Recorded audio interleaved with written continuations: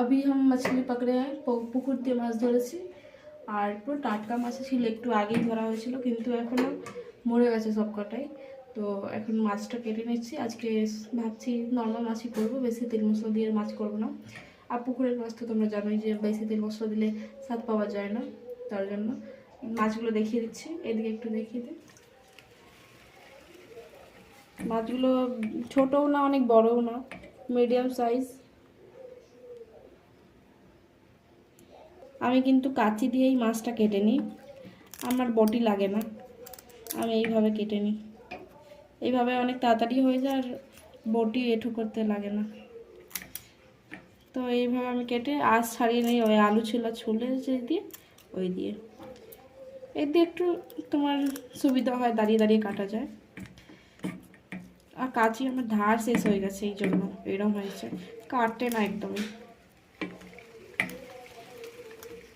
কেটেছে এখন। আর ফুলকোগুলো আমি দেখিয়ে দিচ্ছি কিরম পুকুরের মাছ থাকলে ফুলকোগুলো ভালো লাগে দেখতে। পুরো লাল লাল ফুলকো থাকবে, সরি লাল হয়নি, আসলে হয়েছেটা কি অনেক দেরি হয়ে গেছে তো, দেখো লাল লাল ফুলকো।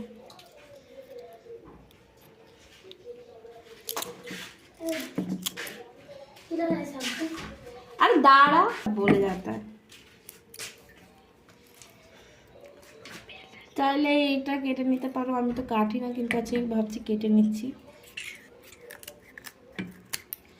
এটা কেটে নিলাম। এখন মাছটা লেস রাখবো যাতে আমি ছুলতে পারি মাছ, তো এদিকে রাখলাম। মাছগুলো কতগুলো অনেক ছোট ছোট, বেশি ছোট ছোট হয়ে গেছে।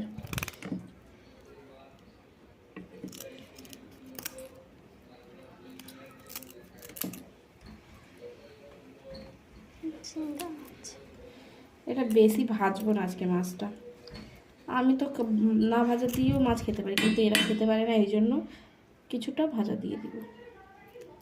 তো আমাদের বাড়ি জানো যেরকম কি আমার ভাই বোনরা এসছে, আমার ভাই বোনকে একটু দেখিয়ে দিচ্ছি। একজন তো তখন থেকে খালি শ্যাম্পু শ্যাম্পু করে পাগল হয়ে যাচ্ছে। স্টপ। তো দেখো এখন দেখাচ্ছি আমাদের ভাই, ওই দেখো পালাচ্ছে।